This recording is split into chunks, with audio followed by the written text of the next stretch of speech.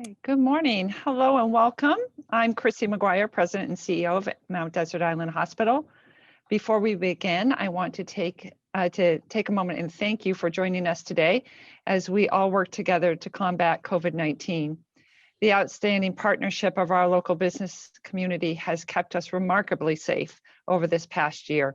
Throughout the pandemic, your responsiveness, diligence, and continued interest in the health and safety and welfare of this community has been unparalleled.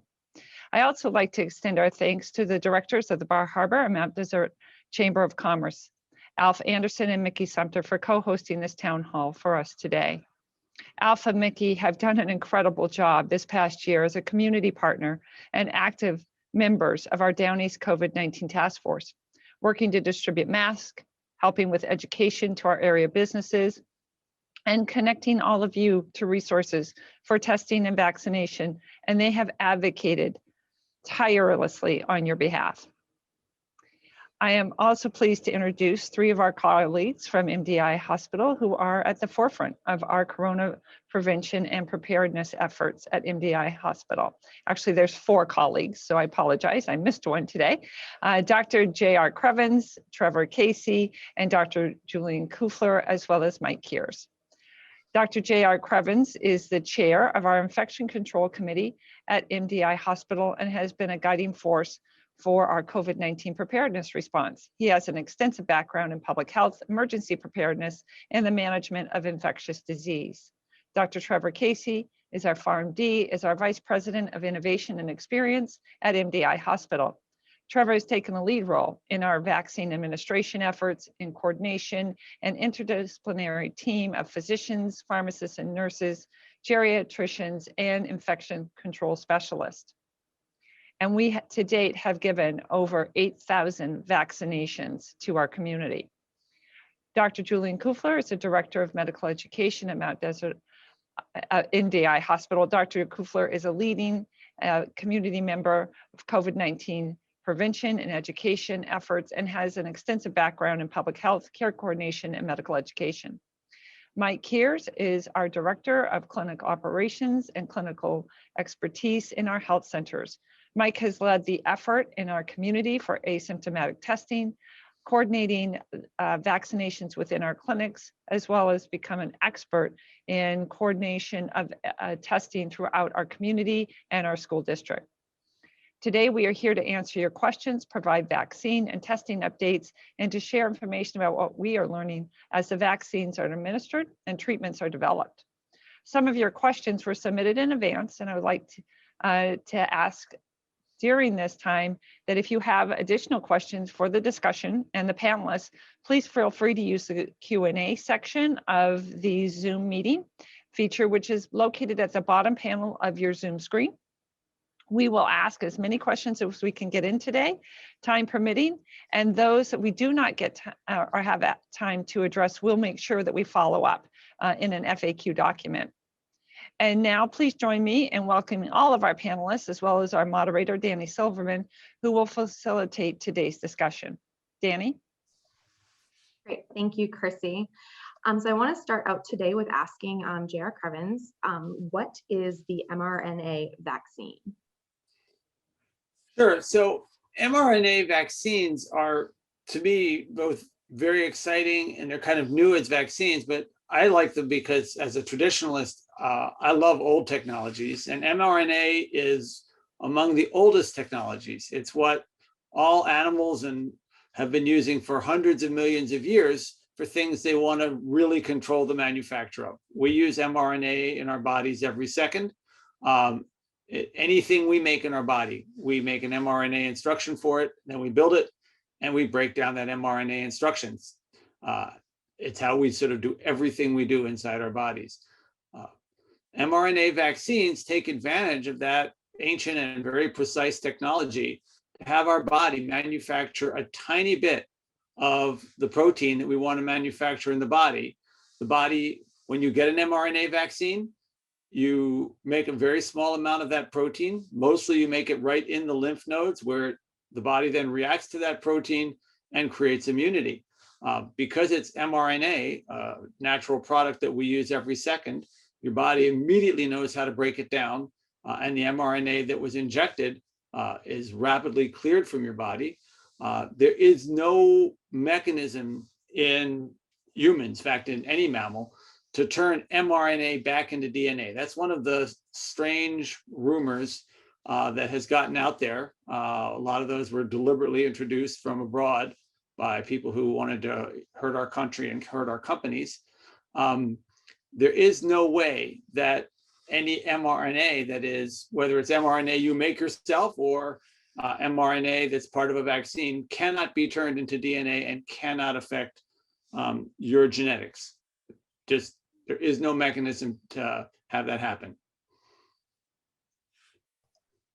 Great, thank you. So the reason why we're here is to kind of support our businesses in the upcoming season. So we're just curious, are seasonal employees going to be eligible to receive the vaccination in Maine? JR. Yes. The state of Maine has basically said you are a resident if you have a job here. Right. And basically, if you have even a letter saying you will have a job here, that's all we need to meet the state of Maine requirements. Or an identification card from your employer, whatever. We just need to know that you have a reason to be here, and we will be very glad to vaccinate. You don't actually have to have started work yet, which is actually important because some people may get here ahead and want to get that done when the day they arrive, if they come from places where it's less available. Perfect, thank you. And Trevor, how and where can people sign up to make a vaccination appointment for MDI Hospital? So they can actually sign up on the hospital website. When they go to the hospital website, there's a top banner that says COVID-19, and they click on that, and then they can scroll down. There's instructions on how to do it. It's embedded into the process, and they can use that to select. They'll select their location of the vaccine clinic, so that for that week we'll have those locations available. And there'll be dates that are highlighted. They're going to be dark. If you're doing it on your cell phone, look closely, but there'll be dates that are extra dark. Select those dates and you'll see the available times. You'll put into your information. You'll be all signed up and registered for your vaccine. Great, thank you. And Mike, what is the cost of the vaccine for individuals or businesses? And so at this time, there's no cost associated with getting your COVID-19 vaccine. The health centers, as well as some of the vaccine clinics that may be running in the future, when people will not be asked for a payment at that time. This may change in the future, but currently the process really it's a public health initiative, and it's something that we're working with the community to vaccinate as many people as we can. Great, thank you. And JR, what are some of the benefits of having vaccinated employees for a business? From a being good to your friend's point of view, it means your employees are less likely to get sick, which is not any fun. It's not fun for them. From a personal safety point of view, if your employees are vaccinated, they are less likely to infect you and your family. From a public health point of view, it means that your business will not be a source of infection for the community. But as a business, it is crucial. From a business continuity point of view, it is essential. There is reputational issues. If Fred's Bar and Grill, I'm trying to pick a name, I don't believe we have anything like that on the island, makes the front page of the Bangor Daily News as the site of an outbreak, it's not good publicity. Even more likely, if Fred's Bar and Grill has a case of COVID among its staff or a person who is there, and you have any unvaccinated employees, they will not be working for 2 weeks. So you could easily have most of your, and if it takes a couple days to discover this, you could have your entire staff off work for 2 weeks, or at least all your unvaccinated staff. People who are vaccinated do not have to be quarantined after exposure because they are very, very unlikely to get sick. So if your employees are fully vaccinated, You do not have the business continuity risk of suddenly having your entire staff home. There's also an additional side benefit, which is that a lot of employees end up socializing with other employees out of work. And we had this happen last year, where we end up with multiple restaurants temporarily out because one employee at one restaurant was positive. But when they sat down and chatted, it was discovered that they were socializing with people from several other restaurants. Not unreasonable, perfectly normal behavior. But then we ended up with a third of our restaurants down for a while last fall, which was not good. So anyhow, so that's all those business continuity reasons are very, very powerful, as well as the public health and safety reasons. Great, thank you. And Julian, how can employers help minimize vaccine hesitancy among their employees? I think one of the things one can do is, again, emphasize how incredibly safe these vaccines are, the Moderna, Pfizer, and that the incredibly small risk of the vaccine is way outweighed by how sick a portion of the people who get COVID become. I think they can also point out the fact that in the state of Maine, there has been no one who's received this vaccine who has gotten sick enough to be hospitalized or die. Everyone in this state who has died of COVID has died because they have not had the vaccine. If we want to keep our employees safe and healthy, I think we can reinforce that approach. Great, thank you. And Chrissy, is masking and distancing still required after someone has been fully vaccinated? So the Maine CDC, as well as the federal CDC, has issued guidance on the appropriateness of distancing and masking. We always we're using a 2 and 3 methodology. JR will reinforce that if you're outside and you're vaccinated and you're distanced, there's no real need to have a mask.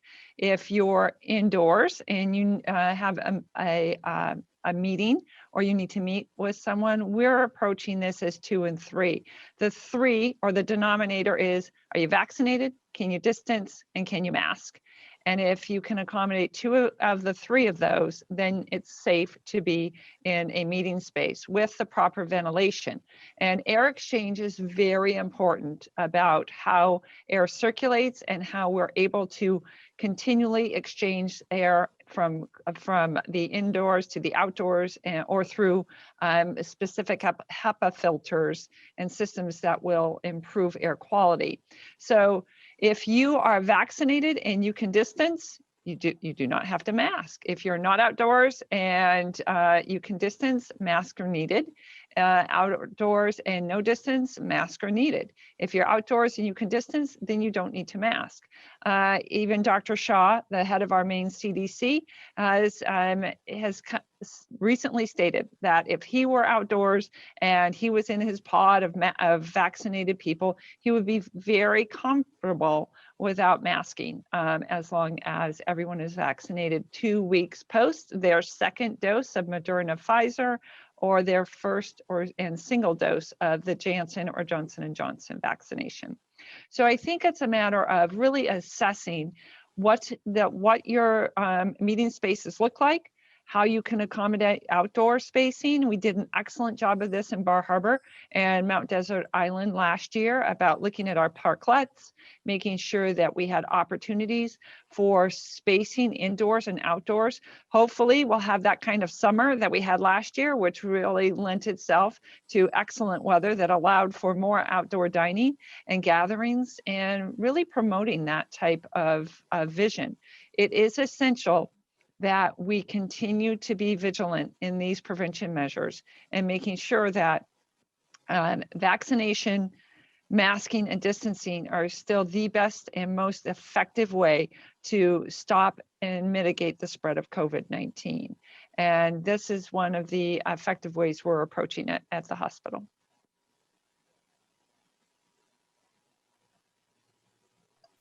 Great, thank you, Chrissy. Will the hospital be running the asymptomatic testing program again this summer that we did last year? Is that for me, Danny? Yes, it is. Okay. We are right now just trying to get a sense of the interest in the asymptomatic testing process. We have been approved by the state to continue that, but what we're finding is there's more interest in resource for vaccinations, and that's where we'd like to put those resources to certainly make sure that every single individual on this island who wants to be vaccinated, including our summer workforce, who, as JR mentioned, only have to have a letter from their employer that they are here to work, and we can vaccinate them.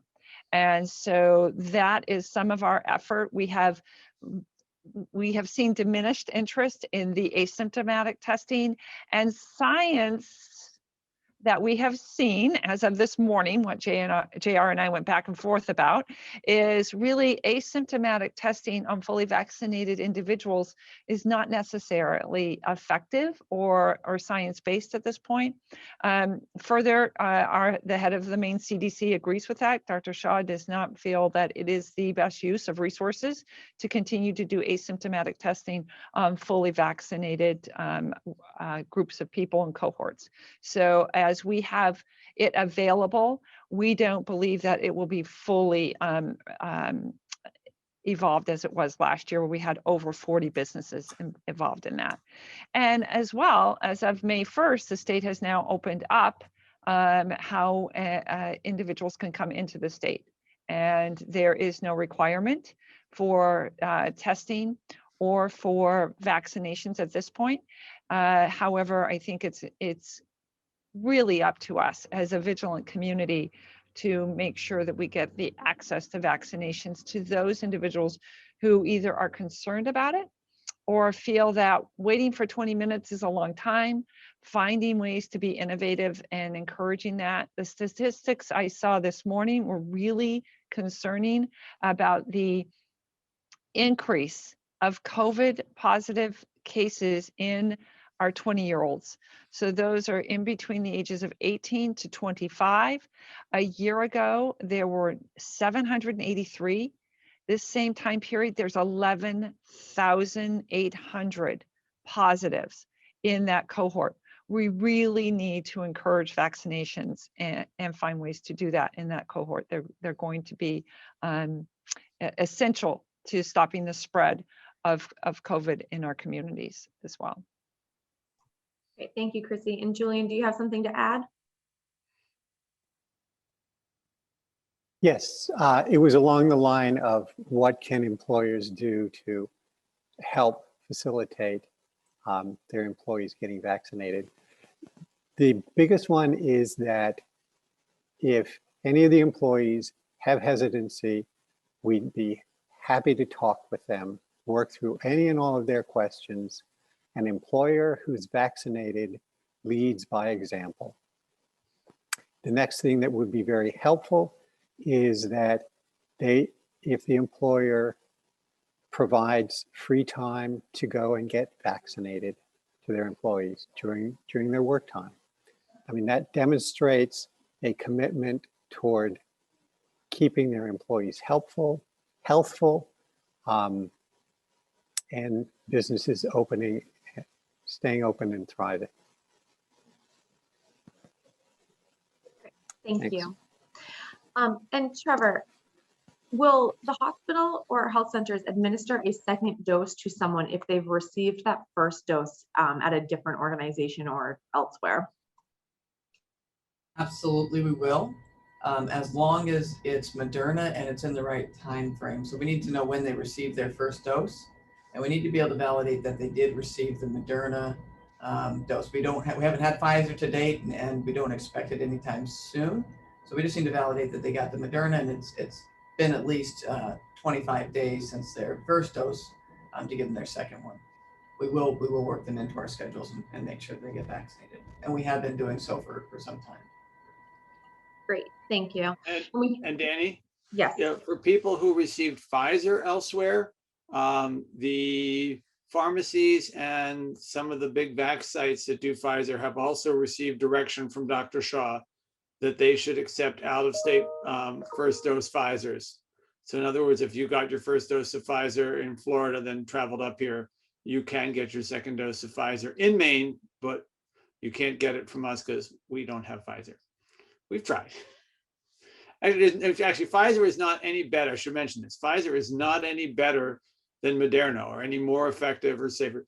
But the thing is, if we need, Pfizer is what you can vaccinate 16 to 18-year-olds with, and probably shortly even younger. And so that's one of the reasons we would like to have it. great, thank you. So we've had a couple questions come in from our audience, and one of them, Jared, I'm going to point to you, is I wonder if it is necessary to leave hotel rooms for any length of time in between guests. Previously, they were leaving 24 hours in between changeovers. Is that something that should be done, or do you have any guidance on that? Well, I'm going to, because it involves a business which may have state guidance, I'm going to have to say, if there's a state guidance that's stricter than what I'm saying, you of course want to follow the state guidance, and maybe Alf can point to where that is.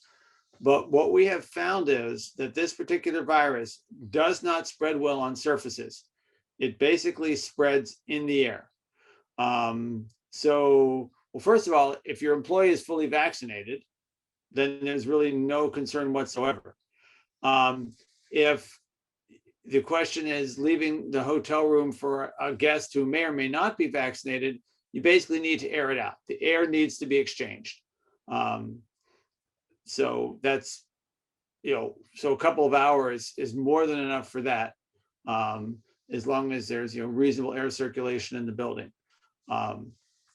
We no longer are particularly concerned about surface transmission as a big issue. But I do not know if there's state guidance specifically on hotel rooms. Great, thank you. And Trevor, I have another question about the vaccine process. Can you talk about the process the hospital has used to reach out to people who have signed up for the vaccine? This person's personal experience was that they signed up and then called the community health center to see how it was working, that they would have to be called when a slot was available, but they never received a call. Can you kind of explain the process on that, please? Yeah, so when we started, we asked people to register, and we reached out. So as we were doing the age groups, we reached out to those over the age of 70, and we contacted everybody in the list. We did have a large number of people that we did not have accurate phone numbers on, or functional emails as well, which did cause us some challenge. As the guidelines continue to change, we were unable to continue that way of contacting people. We did send emails out to everybody that had an email, and we put out publications anywhere we could possibly think of it, but we really had to go to a first come, first served basis based on the continually change of regulations coming from the state on who could be vaccinated at any given time. At this point in time, it's a first come, first serve. It's really, there's no competition. We have over 100 doses available this week, and currently there's only 44 people signed up to fill those slots. So we still have around 65 remaining doses for this week, and we look to have 100 plus for next week as well. And we can increase as needed. We just need to have that demand increase as well. So that's really, sign up through there. If anybody has 25 people or 20 to 30 people that you'd like to have vaccinated, you have them all lined up, we'd be more than willing to set up an individual private vaccination clinic, come to you, or do it at the Regency or some other location where we can really make it available and get everybody vaccinated at one time. Great, thank you. And another question just came in for you. Do you know if there are any local walk-in vaccine clinics available? So currently, we did open up ours last week, our large vaccination clinic for walk-ins. Currently, any of our health centers can be signed up on the same day of the appointments. We don't close the appointments even the same day of. They just need to go in and sign up, and they can be vaccinated as long as there's appointments available. So that's almost the same as walk-in, except we just sign up right before you came in.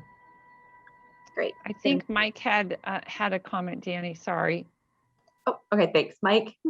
Thank you. I just wanted to follow up with the question about someone just accessing the vaccines. If you are unable to use a computer or don't have access to a computer, you can phone any of our health centers. There's also a COVID hotline that you can call, and people are able to help you get signed up. And so that shouldn't be a barrier, and there are resources available to you. We did vaccinate a large number of people in a very short period of time. And if someone fell through the cracks, I think that's very unfortunate. I apologize on behalf of our teams if you didn't hear from someone when you thought you would, but please reach out. And if you're still looking for a vaccine, and we'll get you a vaccine this week or next, whatever, depending on your schedule. But there definitely is availability, and at multiple places. Every health center has them now, as well as there's some remaining clinics too, but the health centers are really the focus going forward of where these vaccines will be available. Great, thank you, Mike. And so how are we advertising for these? Like, is it on social media, through email blasts? Can you outline that, please? So what we've been doing, Danny, is we have been using social media primarily, especially because oftentimes we have to pivot and we have things available, as well as augmenting it through our mdihospital.org website as updates occur. When we had, I think it was last week, Trevor, correct me if it was the week before, we ended up having extra doses. We immediately went to social media and pushed out information using Alf as well as Mickey to say, we've got doses, please, if you'd like to sign up. So as soon as we know that we have extra or we have availability, we try and get that out to the public as quickly as we can. And that includes the Islander. The Islander has been really great. Faith is very committed towards this public health initiative, making sure that that information gets posted on the Islanders website. So that is primarily the basic lines that we're using for pushing out this information. What we know right now is we have capacity. We were going from long lines and waiting lists to having vacancy capacity, vaccine capacity and vacancy. So we just want the message to be out in the community that we are here to make sure vaccines happen. We are here to be as mobile as we possibly can. I don't have a Chrissy van, but if I did, I'd go around the blocks to get vaccines in people's arms. But that is really looking at partnerships. We are looking at every way we can to make sure that we get to we won't get to herd immunity until JR answers probably your next question. And that's the kiddos needing to have vaccine availability. But we certainly know we can do the great job that we did in keeping this disease at bay for a healthy and vibrant summer season and fall season. Thank you, Chrissy. JR, just going to kind of switch gears a little bit. And what do we know about the vaccine and pregnancy? Well, I guess the first thing to talk about is COVID and pregnancy. Pregnancy is one of the recognized high-risk conditions, similar to significant obesity, bad kidney disease, heart disease. Women who are pregnant are high risk of having bad outcomes when they get COVID. They're at increased risk of developing severe pneumonia, increased risk of being unable to breathe, increased risk of dying. In addition to that, they're also at increased risk of the COVID disease affecting the pregnancy, increased risk of losing the baby, increased risk of preterm delivery, increased risk of small, weak babies, and all the heartbreak that is. On the other hand, there have been tens of thousands of doses in this country, far more than that worldwide, of the vaccines given to pregnant women and to women about to become pregnant. And there is no evidence whatsoever of any harm to either the baby or the pregnancy. There is some weak evidence that if the mother is vaccinated, the baby is a little more resistant when it's born to COVID, which is nice, but I really wouldn't count on that as a reason. On the other hand, there's a much higher chance that the baby will be born healthy because you will be protected from getting COVID during pregnancy. As I mentioned earlier, humans can't turn RNA into DNA. You can't, we don't have any mechanism to do that. So there is no way that the vaccine can affect the genetics of the baby. It's not in our metabolism. Great, thank you. Trevor, will we be getting the Johnson & Johnson vaccine back? And is it going to be safe for people after the pause? We are trying to get it in. We're working with the state and Dr. Shaw to ensure we can get it. And we know that there's a lot of people that still want it. And yes, it is very safe.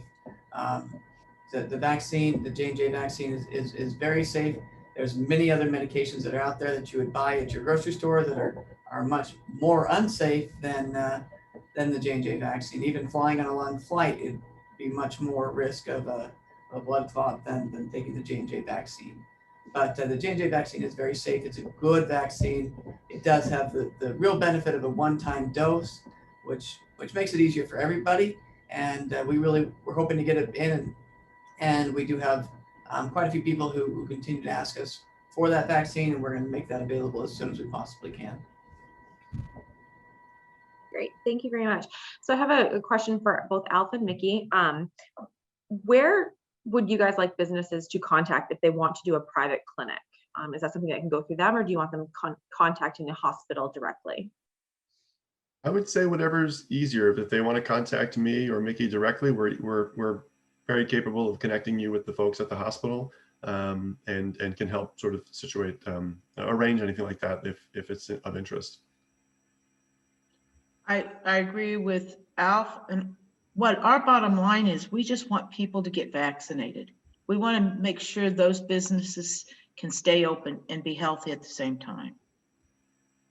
Yeah, it's a great point. Just JR mentioned this on a call a couple of weeks ago, and I've been saying it ever since. Is the vaccines are pro-business. The more people who are vaccinated, the more likely your business is to stay open. So if anyone would like to arrange any kind of a clinic, reach out to me or Mickey or anyone at the hospital that could help as well.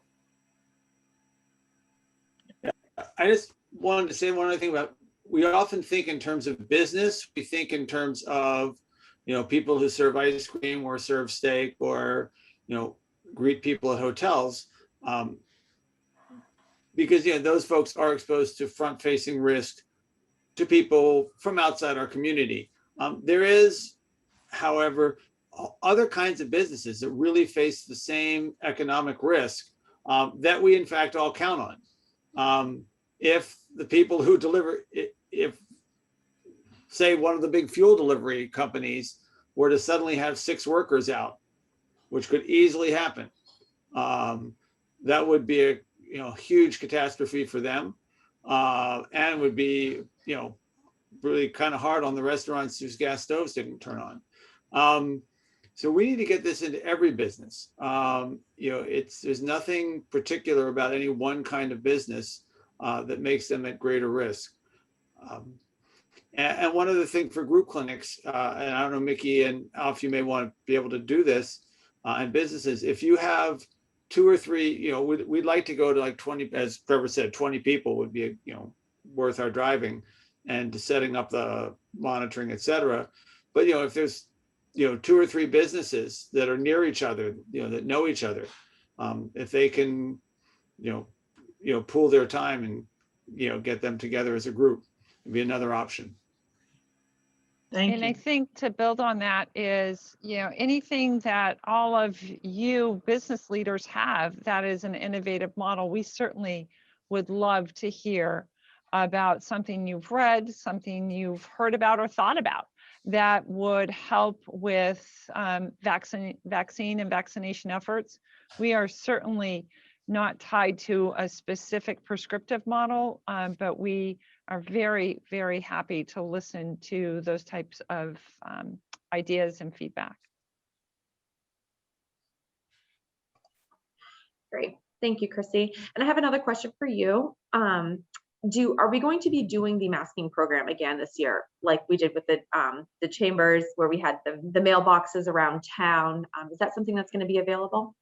So the mailboxes around town are sponsored by the municipality. So that's the town of Bar Harbor. And yes, they are going to continue those efforts. MDI Hospital is continuing our efforts towards education and masking. We've procured a higher grade procedure mask, an ASTM P3, which means nothing to all of you, and that's okay. It makes JR smile, and that's why I do it, is to add an extra layer of protection. Our intent is to use our health coaches and our community health educators to be able to go back to each business to distribute masks as we had last year, as well as to use the same amount of infographics and educational materials that will make us the best and safest place for you to visit. And we have to remember that we were a flagship. What we were doing in this community last year was a flagship that other communities were invested in learning about and wanting to mimic the processes, the engagement, the business community, the public-private partnerships that were developed. We are so much stronger from what this pandemic has led us. But as a community, we are incredibly strong community, a healthy community, and that teamwork and this teamwork moving into this next season will be impactful as well. So we are going to continue that effort. Vaccinated individuals certainly have the, we want to make sure they have masks too. And we think that's important, but that will be our focus. And we'll start that probably in the next few weeks. We'll start to get Mary and Laurel back on their favorite treks around the island. And Mickey and Alf were key to that too, making sure, as well as the municipalities, Southwest Harbor, Tremont, Mount Desert, making sure that there were masks available at the municipalities to pick up, where businesses had an avenue to get additional materials. And we were what we thought from our communications team was a source of truth. So there was one single source of truth where we co-located and located materials and information that was downloadable and printable and scalable to the business, and be able to share that information, which we will continue to do and make sure that that happens throughout the summer. We feel that the business community, the chambers, are the backbone of making this work and be successful. So it's a partnership we've been very excited to participate in. Great, thank you. And Julian, do you have something to add? I think following on the idea that the greater world now thinks of us as a safer place to come, there's nothing wrong with letting a customer know that the business that you have is following all the CDC guidelines, that you let them know it is a safe place to come in to this store, to this business, because we follow the guidelines. And those guidelines are that everyone who can safely be vaccinated is. I think it would be a very strong calling card. Thanks. Great, thank you. And Chrissy, a question for you is, how can we as businesses be pro-science and support the vaccine publicly? Would it be appropriate to share an infographic on social media with all of these great points to get vaccinated? That is just such a great suggestion. Absolutely. The more we bond together and have a common voice, a shared voice of science and truth is important. And we have a communications team that can work on developing something that I think Alf and Mickey would be great that we market that and be able to share that through our social media campaigns. But it's it goes back to really the strength of this community. And the more you share the information, the more you break down and resist individuals who are hearing things that they believe are truthful, because there is so much information that comes at us in a day that if they know that this is my source of truth and that our healthcare system, MDI hospital and health centers are my healthcare system, they're my home for the source of truth, for the best practices of protecting our population, my family, my friends, then that's the way we should be able to and should approach this to take care of our population, both summer, seasonal, and year round. Great, thank you, Chrissy. I just want to kind of tee it up to the audience. If there are any other questions that they want asked, please feel free to use the Q&A feature. And do we have, do you need to have insurance? I think this is a good question for Trevor or for Mike. Do we need to have insurance to receive the vaccination? No, no insurance is needed. Like Mike said earlier, there's no cost for the vaccine, and this is really just a public effort to get everybody vaccinated to protect our community. This is JR with an opposite perspective on that. You better have really good insurance if you choose not to get the vaccine. I mean, Valid point, JR, valid point. And I think just so this audience understands is these vaccines, the actual vaccine is a federally supplied vaccination. It is not something that the hospital is paying for. It is supplied, we call it state supplied vaccine. The administration of that and these clinics are all part of the hospital's effort to keep our community safe. We are not charging for any of these services at this point. We believe this is the number one thing we can do to demonstrate the value of our organization to the health and safety and welfare of our community. So there is no charge for that vaccination or the administration of that at this time. Great, thank you, Chrissy. And I have another question for JR. Is it possible to have a breakthrough infection after you've been fully vaccinated? And what does that look like? Do you have symptoms? What is that to expect? So it's certainly possible. The vaccine is about 95% effective. If you get the mRNA vaccine, a little bit less perhaps with Johnson & Johnson vaccine for any infection. It's more effective than that for severe infection. So, it's highly protective, but it's not a perfect vaccine. There are not perfect vaccines. So if you do, however, get infected, the chance that you will get seriously infected, i.e. sick enough that you require hospitalization, is almost zero. In big studies involving 40 or 50,000 people, there were no hospitalizations. In the state of Maine, where we've had most of our older population has been vaccinated now, and about half of our population over 18 has been vaccinated, hundreds of thousands of people vaccinated. There have been, I believe, no hospitalizations whatsoever. Julian follows this literature better than I. I know there have been no deaths out of the entire, most of Maine's at-risk population has been vaccinated. And basically, in the people who've chosen to get vaccinated, they've stopped getting seriously ill. Have there been any hospitalizations, Julian?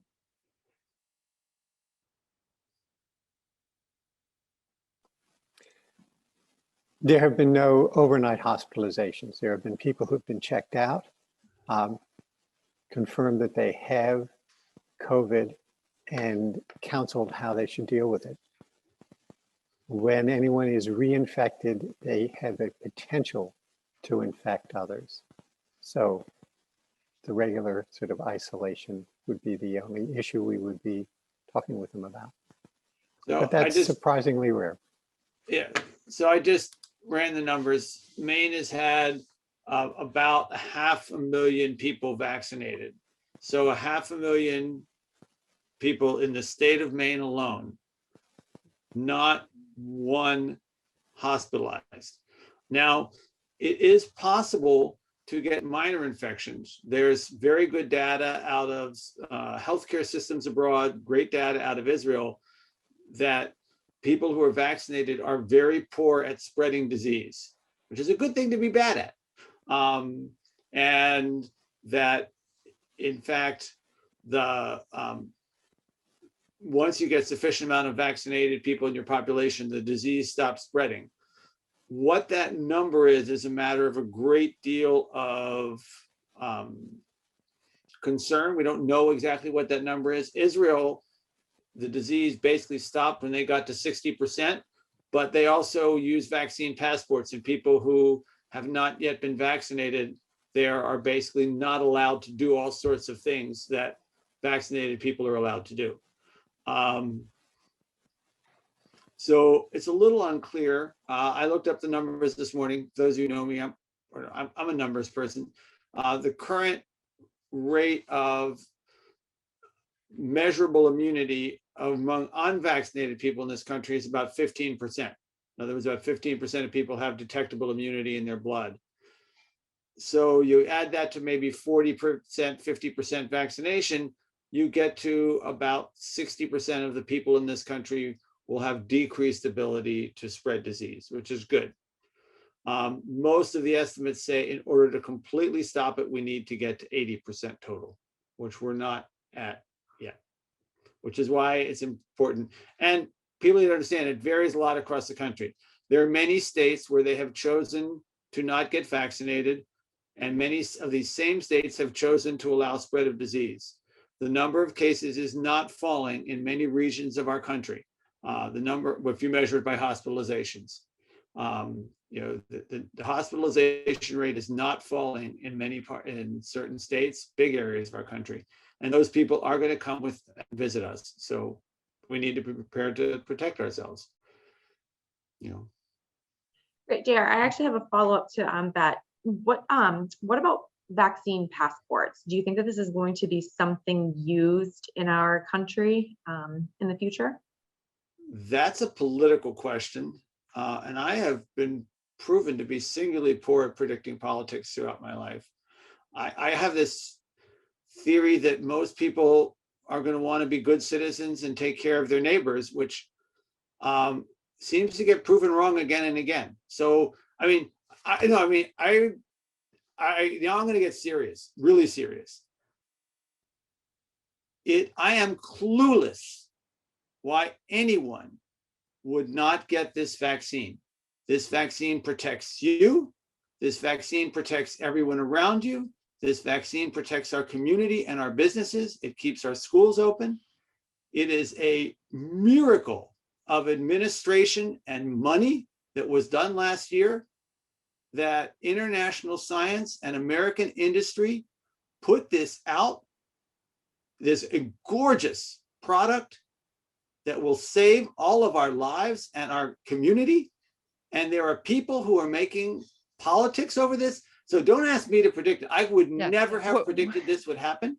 And I cannot abide it. We're going to avoid political endorsements otherwise. But yes, we fully agree that the rapid and effective and safe distribution of these vaccines is really the remedy for us to remain safe. Great, thank you. And Julian, do you have something you wanted to add?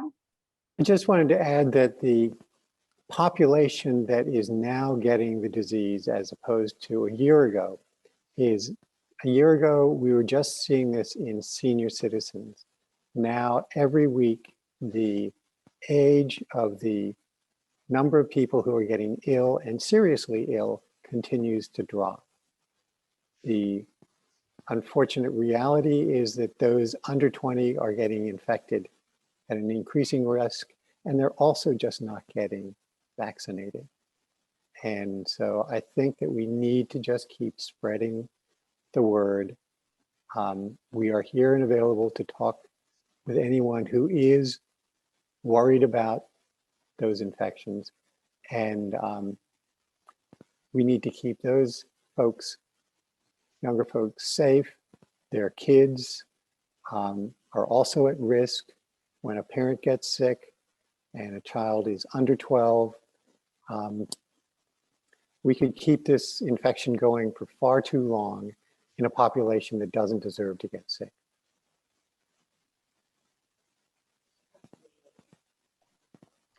And let's do the right thing for our community.